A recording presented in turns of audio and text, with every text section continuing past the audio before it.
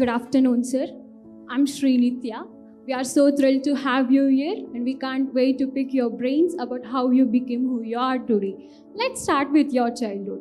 Can you tell us a bit about your upbringing and certain individuals that have shaped you who you are today? At the outset, I am truly humbled to be here speaking in front of you. Mine is only an ordinary story, but I certainly would like to share this story with you all. Nothing gives me more pleasure than talking to young people like you. It is you who ignite our mind. Every time I meet young people, I get more energetic. I feel more enthusiastic to do what you have seen on this 3-minute video. You asked me about how this story began. I will tell you a small story. This story is about myself. I was 6 years old when my father was posted to Tungabhadra Dam in Vadrahatti, deepest and thickest jungles it used to be. Tungabhadra Dam had to be built. He was one of the most brilliant engineers of those times and the first engineer to be posted there. I have 3 elder sisters and 2 younger brothers. That is, we are 6 children, my mother and my father. We had a lot of workers, and all of us used to stay together in this camp in the forest, in the base camp of Tungabhadra Dam. We had no power, we had no water. All these facilities had to be created by my father. Those days, because of the stones and huge mountains and the basic structure, they had to do a lot of blasting, use dynamite to blast their way through. It used to happen day and night. So many workers used to get hurt by the splinters. When those blasts take place, the stones fly in all directions. Accidents would happen. I was 6 years old.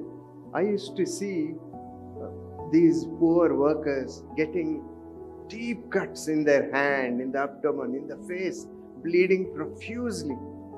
And my father would carry them, give them whatever first aid, and rush them in the jeep to Ballari or Gangavati, which were the nearest, to save their lives. I have seen so much of suffering when I was 6 years old. It had a deep impact. I would ask my mother and my father, is there something I can do to reduce their pain? Both told me, the only way you can reduce the suffering of these poor people is by becoming a doctor. That is when I decided that I should become a doctor to serve the poor. And that's exactly what's happening from the past 50 years. Dear friends, once we grew a little older, we had to move to Bangalore, where I had my education in St. Joseph's College and school. Subsequently, I joined Kasturba Medical College, where I did my MBBS. Subsequently, I joined Bangalore Medical College to do my MD. All this while, I must tell you, a lot of incidents have happened. It is not without so many interesting things that 50 years can go by without my realization. Last August 15th, on our Independence Day, I completed 50 years of my service to humanity. And so many people have helped me on my way to be what I am. First, the support starts with my father and my mother. They have encouraged me so much to be a doctor, to study hard, and to become a good doctor. My mother would write to me every week. In that letter, she would write, you should become a good doctor, but a doctor to serve the poor. This constant reminder was never forgotten, and I never wanted to do anything but become a doctor to serve the rural areas. I had lots of friends who would laugh at me Whenever I say that I want to start my rural work, they said, we will see when you pass your MBBS. Yes, we passed MBBS. And on August 15th, on our Independence Day, that is 2 days after I passed my MBBS, my father inaugurated my free clinic. And since then, we have never looked back. I had a lot of support from my parents and from friends, from well-wishers in this work of human service. We started seeing a few patients in the beginning, 4, 5, 10. It kept on growing, and by word of mouth, and it has grown to such a huge stature. Today, we see on an average 700 to 1,200 patients. It is today the world's oldest and longest serving free clinic. We are all very happy and proud of this achievement. Truly inspiring, sir. You mentioned, sir, that you interacted with a lot of people during the course of your journey. You must have seen a lot of people, millions of people. What is that one quality that you have learned by being with those people? Poverty teaches you what humility is. Poverty has taught me the power of kneeling. Poverty has taught me the power of contentment. Poverty has taught me the power of satisfaction. It is because I lived with them. Our needs, personal needs, come much lower than the other person's needs. That is how we can continue to serve the poor. Your needs must become very less, others' needs must take the priority. That is what service is about. Thank you, sir. As we all know how hectic a doctor's life is, and upon that, this free clinic of yours. So how do you balance your personal life, professional life, and philanthropical life? Each of us, that includes all of you, have two special personalities. One is the personality that you are in the society. That's by your profession, whatever you are. One is the personality that you are with you when you are let your guards down. And the success in your life, in your career, is when you can balance these two things. One should not be too much, one should not be too less. You will learn as you go along how to balance these two things. So we have to categorize enough time for each of these for your professional career to go smoothly. But to do that, you need a good partner. Without a partner, you can do none of whatever I'm going to speak about. I am so fortunate to have Hema as my partner.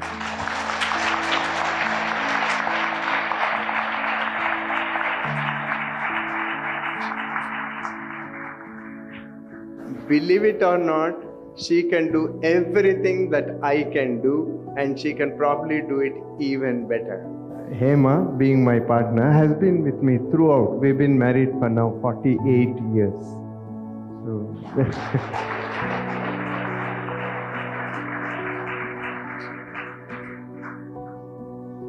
So she does the harder work part of it. I do the easier part of it. That's why I can continue for a long time. And medical work is such. Now we have completed 18,000 days of our service. I can say that. But for Hema, it is in addition 18,000 nights. Because she is up all the time, anytime when called. She is the first responder. Only then she will know whether I should be there to do whatever it is. So it's been going on like that. Still continues. Thank you, sir.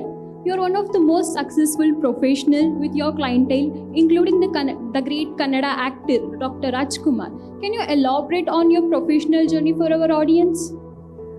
one lifetime not enough to speak about such a great personality.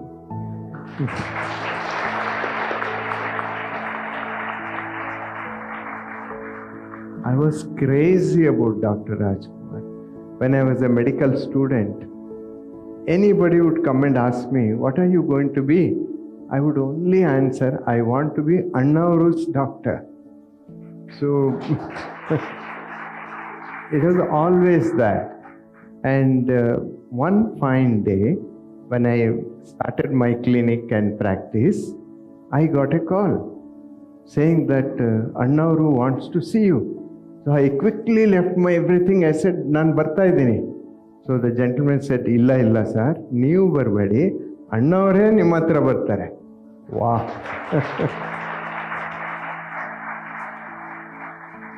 So I quickly made everybody leave my consulting room, made them all sit. I got even my people who work in my house, all of them and surrounding workers, everybody. So the clinic will look full. So I was waiting. Then my secretary came and said, sir, white dress al bandidare, the Devata Swarupa Ache idare. Immediately I ran. I saw him. I bent to touch his feet. My moment of life had come. But he was faster than me. He caught my hands and he said, Doctor, nimma place allalla illi.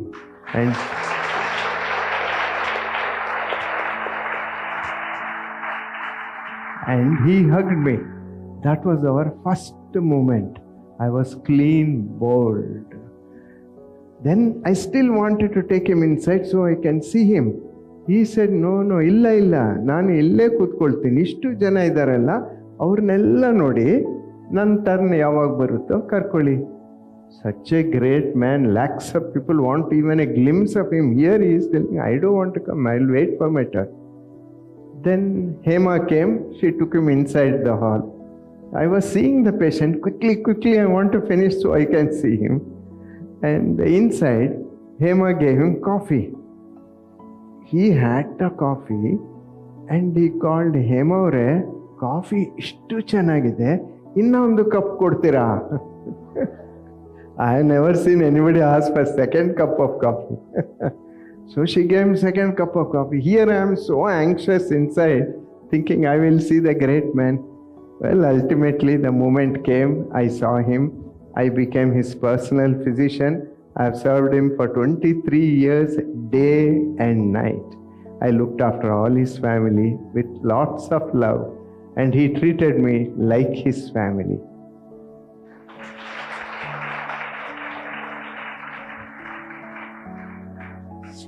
It's really wonderful to hear that from you, sir.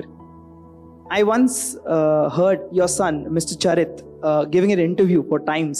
He said that the rural project, the free clinic which you are doing, it requires a special source of energy, because this has been continuing from over 45 years, 50 years. And for a person like you to sustain all this while, it requires a special source of energy. What is that source of energy for you, sir? When I do Namaste, I start my work in both my Bangalore clinic, where it's a paying clinic, and my Sunday village clinic. We do a pranam. In my clinic, my first patient, I touch the feet and start my day. Why? He is the God for me in every sense. And when I do pranam to the queue, entire queue, we go, Hema will be with me. You must look in their eyes. There is so much love, so much of respect, so much of compassion, and so much of expectation, so much of trust. Not in one, in everybody, all the 500 to 600 of them whom I wish. Now that should tell you that they have put in our hands their most precious, valuable thing, their own life in my hands. They are telling me, fine, now you take care. So these are the inspirations we get every day. My parents, my brothers, sisters, my friends, they all encourage me. No one I can say that has put me down in my work. They all pat on my back. And every pat, every appreciation matters for you to go ahead. It continues. So we look for this. We are hungry to get more and more of this. Hence, every Sunday we go back and do our pranams and get this dose of goodwill. That's really inspiring, sir. Do you think there is a spiritual side connected to your mission of serving the rural population? Yes, you must believe in God.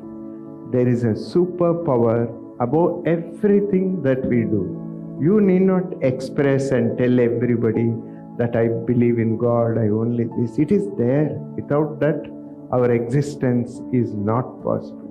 We are purely an instrument of service. Instrument of service. I see these hands as just that. And I doesn't come. It is He that is making me do this. So definitely I agree with you fully that there is a very important spiritual angle. It will give you the right path. You will never sway if you believe in God and follow the path. Wonderful, sir. Nowadays, people measure success through material wealth, materialistic wealth. So, according to you, what is the definition of success? Wealth in the form of money has never come into our minds. Our means Hema, me. It has never, we never thought of it also. But as you go on working, money will definitely follow you. Believe me, nobody wants anything free. You serve them in some form or the other, you will get the return. And I'll give the example of a poorest of the poor person. His name is Rangappa. I was very busy on one of the Sundays. Two people came and grabbed my suitcase. They said, "Sir, tumba serious, tumba eagle barbe." I have to leave all the patients and go with them in my car. Ille. They kept on telling. We went inside to a deep village. There was an old, almost broken down house, dark. Inside I went. There was a very old man lying on a mat. I sat down. I held his hand. So he was burning with fever, shivering away. I hadn't even examined him. I hadn't done anything. He said, he called Rama, ಅಲ್ಲಿ ಕಳ್ಳೆಕಾಯಿ ಇಟ್ಟಿದ್ದೀನಿ ಚೀಲಲ್ಲಿ ತಗೊಂಡೋಗಿ doctor ಕಾರ್ನಲ್ಲಿಡು. All that in the whole house here was that one bag of groundnuts. I hadn't treated him. There was no talk of money. Imagine, he wants to pay me even before I could serve him. Where is the question of money? That touched me so much. And hence, these kind of, I can give you so many stories like that. This pull us every time to work and work. So we get the return in so many ways. Wonderful, sir. To do work of such a caliber and to organize free clinics every Sunday is not just one man's show. It requires a team. So how important do you think your team is when it comes to working professionals and other people who are always helping you, be it volunteers or nurse or anyone? You cannot do anything alone. My name may be there because everybody needs, some focus, a point of focus. So name may be there, but it is always a teamwork. How successful you are going to be will depend on how good a team you are going to build. And these people in the team, mind you, they think alike. Because they think alike, we come together. It's easy to tell them, let's do this, let's do that. We always take their advice, their opinion. So many times, their advice is far better than what I thought was the best way. I'll give you a small example. There is a lot of asthma in and around Bangalore. So in my clinic, there's a huge queue. After I see the next for nebulizer asthma, we give nebulization. So huge queue waiting for the nebulization. Then one of my teammates saw, he said, "What is this, doc? Why you are putting only one nebulizer? Why can't you put two more so the queue and waiting will be less?" It was a fantastic idea. So we put 3 nebulizers. Now there is no waiting. Straight away they go take the nebulizer. So much, such a simple idea can make so much difference. That's why teamwork. Thank you so much, sir. On the course of your journey, there has been a lot of ups and downs. How do you deal with failure or any challenging moment in life? Yes, life means ups and downs. And it is never a down, it is always up and then come down like a river. You know, it never stops flowing, it keeps going. The best way to overcome most of the difficulties is to think of your aim, your goal. So there are always milestones to reach your journey. Our milestones as a doctor are our patients. Each patient I touch is like a milestone I have crossed. So they help us to overcome these difficulties and to reach our goal. So never forget to have an aim, a goal, and a plan how to reach there. There will be a lot of people coming your way to hold your hand. I tell you here one more incident which reinforced this. I and Hema, it was Saturday evening. I had no money. For Sunday morning, I had to buy 2,000 ampules of Derifilin. I had no money to buy that. And we used to see 400 asthmatics. I was discussing how to find the money, but tomorrow only I need. Then there was a knock on my door. One godly man came in a white dress, khadi white dress with one chola, and he took out from his bag crisp bundle of 100 rupee notes. He gave me, "Dr. Saab, please keep this. Continue your work. Don't stop." And he left. It was Dada Amar, who was one of the saints and guru of the Sindhis. How he came, why he came, at that time, exactly when both of us were talking, this is where our belief in God increases. He will hold your hand during ups and downs through somebody. It's forever, it's always there. You are not alone. Thank you, sir. Can we all know what keeps you motivated to do this? Usually we know that doing social service is not that easy thing. So you have kept on doing this from past 50 years.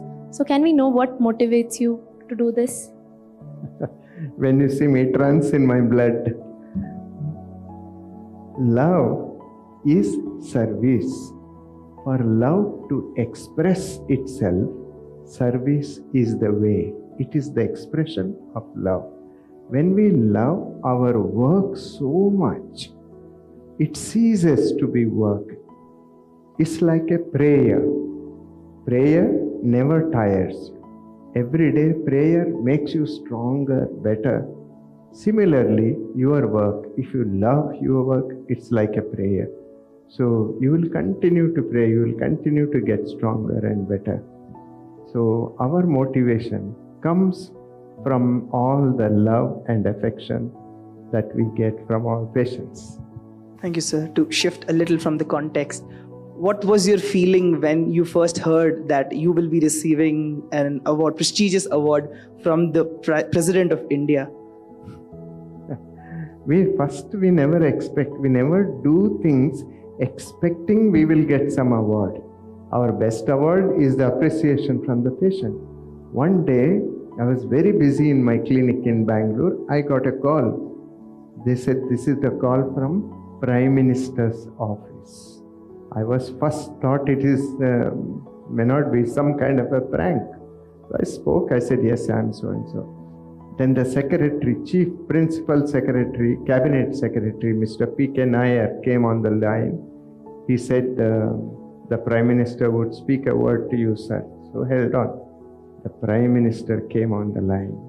He first congratulated me and he said, would you like to accept, our government would like to give you this award.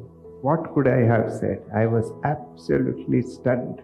I stood up in my chair and thanked him. It was a moment where I felt like Mahatma Gandhi, Jawaharlal Nehru were patting on my back, saying, good work. So that's how my reaction was. Thank you, sir. In all these years of your service, you have met many vulnerable people and provided your service to them. So what is your thoughts or your insights about humanity in general? I actually don't treat only poor people. I realize I need money to do this work. You can't just go and do service. You need lot of money. So only my practice in Bangalore. Here I see wealthy people who are very wealthy. I have been personal physician to most of the chief ministers of Karnataka. I am the personal physician of the entire royal family of Karnataka, Mysore. Srikanta Datta Narasimharaja Wadiyar, before him Jai Chamarajendra, now Yaduvir Srikanta Datta Wadiyar, all these families I have looked after. So there are two sides, as I explained, that is one side. This side supports my other work.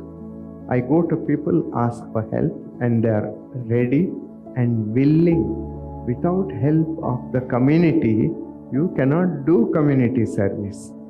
So, but you need to go frequently and remind them, I am doing this work, I need your help. They will readily help you. Wonderful, sir.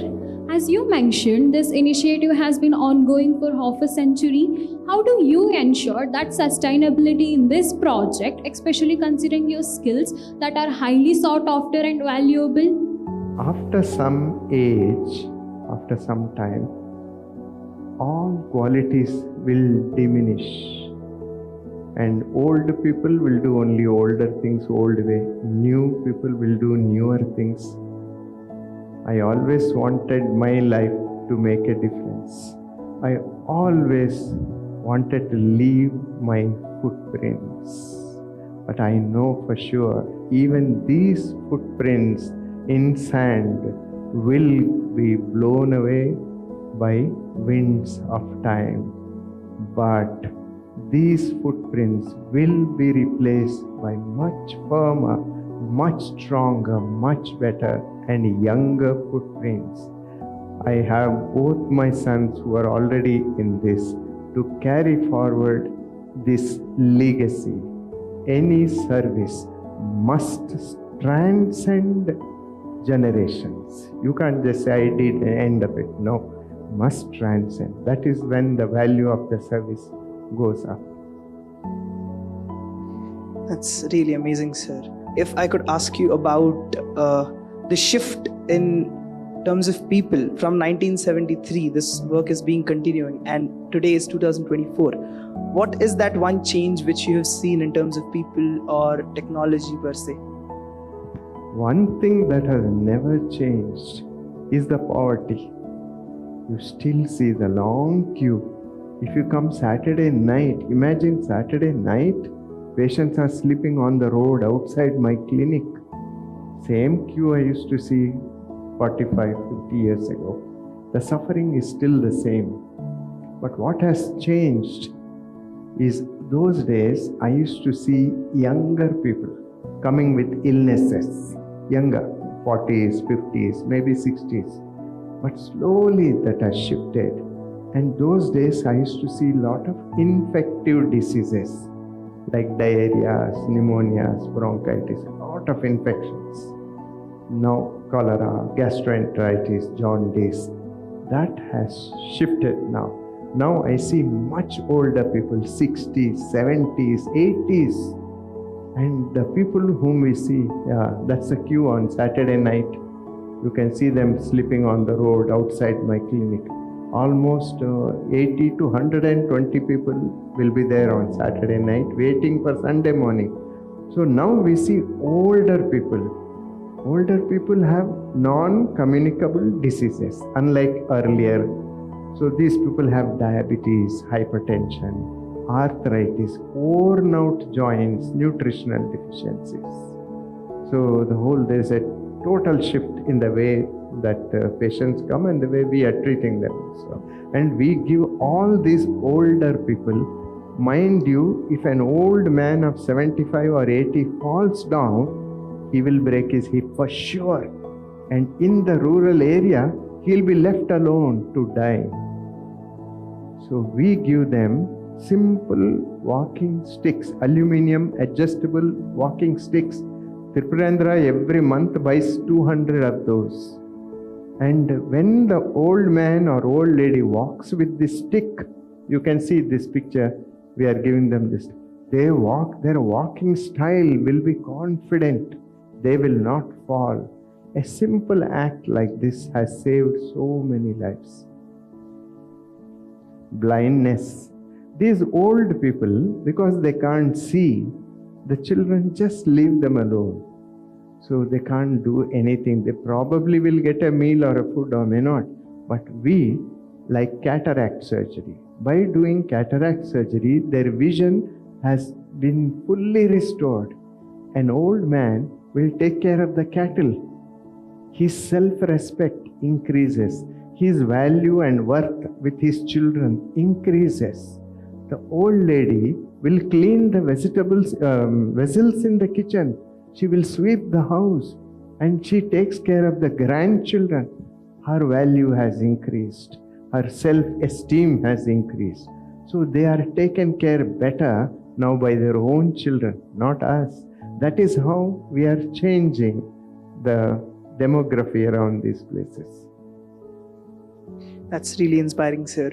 Continuing on the same subject, if there was one piece of advice you want to give to the youth of today to stay healthy and maintain their healthy lifestyle, what would that be, sir? Very important. I'm only advising what we practice. You need to, whenever you get up in the morning, start your day, please do a pranam to a photograph of your father and mother. And then a pranam to your favorite God. And this will make your day wonderful.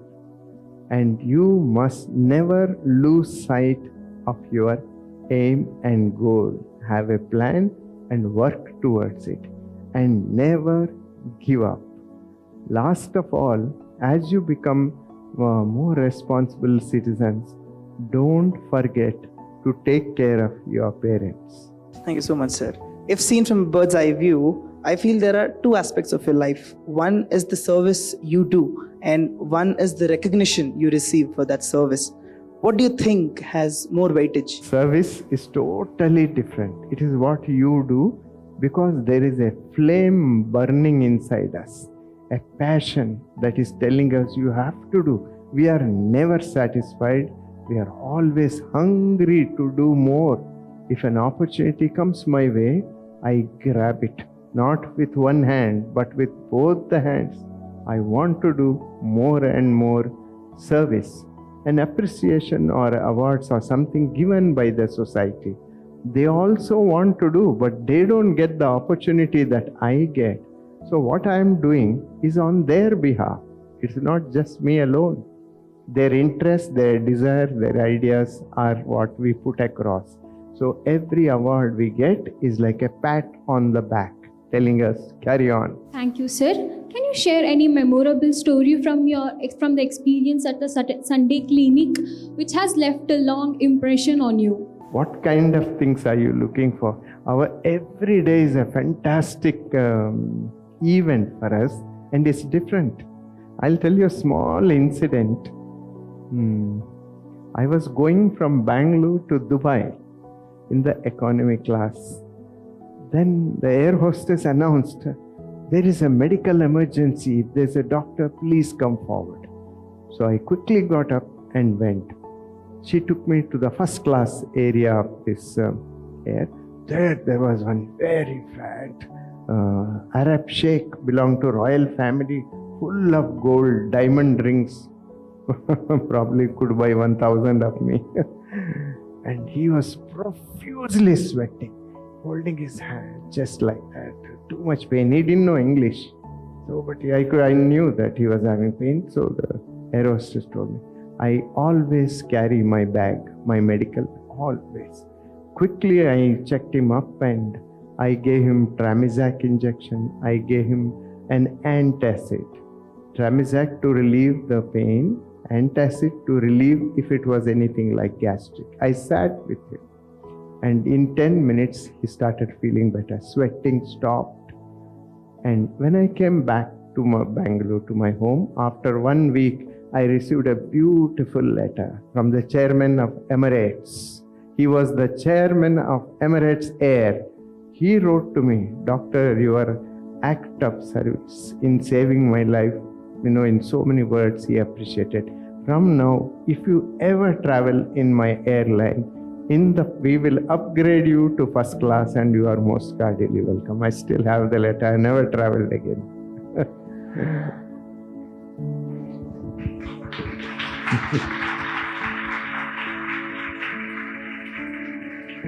So during all these years of your life, you have received a lot of fame, a lot of success.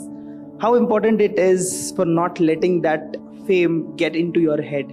It will not, otherwise you won't get so many awards.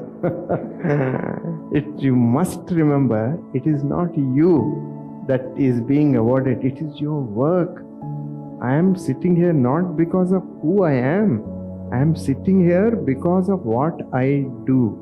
The awards are for that, not to me. So should never forget that. It will never get into our heads. Thank you so much, sir. That was really wonderful. So to close our panel, there would be one last question which I would like to ask you. How do you think we can keep our minds strong in the face of adversity? How do you keep our minds? Strong in the face. Strong. Okay. You have to be busy. Never be ideal. It's very important. You keep not only your mind, but your body also healthy. A sick person is of no use to the society. And your education, whatever is your education, must be put to use for the community and the poor. The number of poor people, the number of wider community you use your education to serve, only then it gives you the ultimate satisfaction. I sincerely advise all of you to keep this in mind, that you need to work hard in getting your degrees, in getting your qualification, but you have to make that work for the community. And in the community, there are poor, there are middle class, there are lower and higher people. You need to serve all, but it is serving the poor that makes your education truly worthwhile and make you a happier person. Thank you so much, sir. That was really insightful. It was a pleasure talking to you and having this conversation. Over to you, Sean. So we now have a few questions from the audience. We received numerous questions from the audience, but due to time constraints, we'll only address a few. We have Pavani from First MBA who asks, what challenges have you faced and what advice would you give to young professionals or volunteers looking to make a meaningful impact in underserved areas? I think I have partially answered this question. I think all professionals need to keep the society in mind, but first, to be successful in your profession, you have to take care of yourself. Then you have to take care of your first family, father, mother, brother, sister. Family comes first, and then come your relation, and then come your neighbors. Only when you have taken care and served them can you go to the outer circle. That's a way to succeed in your profession. So we have Dikshita S from First BCA who asks, how has your college experience shaped your perspective on the world and your future goals? For all of us, the golden years of our life is today what you are all going through. The people whom you have befriended, the people whom you have shared your problems, people with whom you have enjoyed every day. It's such a pleasure to come to the college. You interact with so many people. How good your college life will be and how many friends you make. So it is top priority for you to make lots of friends, 1 year higher, 1 year lower, or anyone. Nothing happens. If you stretch your hand and say, "Hi, I am so and so," you make a new friend. And after you finish, pass out of this college, the only things, beautiful thoughts that you will remember are all these events. So it's a priority to spend at the college time with most of your friends. Studies, of course. My one correction here, I was never a good student. With due apology, Father. I was an average student. My goal was never to waste time, but to get on to the next class. I wanted to finish my education so I can get to work. That was my goal those days. So we have Nishita from 3rd BCom TTM. If you get a chance to go back and give advice to your younger self, what advice would you want to give? To my younger self, I have done everything that I wanted to from my sixth year of age, because I worked towards this goal. This was my aim. There's nothing more that I could do anything to make a change if I go backwards. So we have Muhammad Harun from 2nd BBA-B. How do you be productive as young minds have only limited seconds of attention time? Time is something that you have to plan. And always time is something which most of us don't have. So you need to put down one day ahead of time what you want to do. 1, 2, 3. And next day you need to tick off these things. That's the only way you can conserve your time and put time to best use. Thank you, sir. So we have Yadu Krishna from BCA. What do you see as the most pressing healthcare challenge in today's communities, and how do you believe we can address them effectively? You would have seen Mahatma Gandhi said, "India lives in its villages. India will thrive if the villages thrive." There are 7 lakh villages in India. If only one can contribute towards taking care of the health issues of one village, I can tell you there will be no illness in India. So we have Arun KP from 2nd BBA-B. When faced with complex ethical dilemmas in your field, how do you prioritize competing values or principles to make decisions? Ethical dilemmas will always be there in some form or other, big, small, medium. Why do you think we have seniors? Seniors have gone through their life with all these issues. Don't let ego come in. Please approach them. Your teachers are there, your professors are there. They know everything. They have an answer for all your problems. The delay is yours, not theirs. So if there is an issue, you have your teachers, your seniors, and your parents, your family members. They're always there to support you. And the delay is ours. The only way I could get over so many issues in my life was getting help. Thank you, sir, for sharing your valuable insights. Now, I would like to invite you, sir, to give us your closing remarks. Thank you again for an exhilarating afternoon. I must tell you, Hema knows and I know, the weakest part of my full day is after lunch. And Father gave me such fantastic lunch, and you know I am at my lowest today. Please forgive me if I made any mistakes, and thank you for this superb opportunity to interact with all of you. Thank you, Father. This is a word of advice from your mother-like personality, that is Hema. We have discussed this number of times before. All of you are very young. You have a long mileage. The life is very long. It is now the right time for you to take care of your health. Don't expect every time your mother, your father, or somebody to tell you, do this or don't do that. Please, from now on, you have to exercise every day. The minimum exercise, aerobic exercise that you need is for half an hour.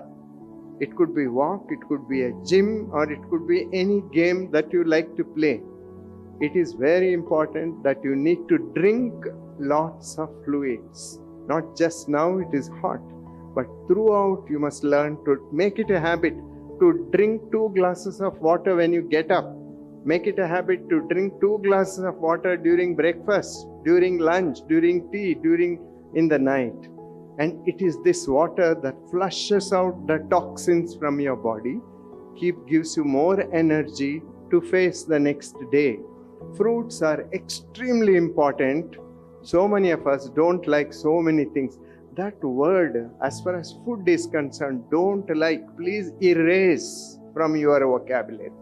Love your fruits, love your food. Your mother makes the best things, and what she cooks is engineered, genetically engineered from generations to suit your system.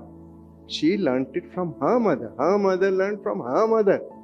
And she knows even before you ask what you like. You don't have to ask. So please take out that word, don't like everything that is served.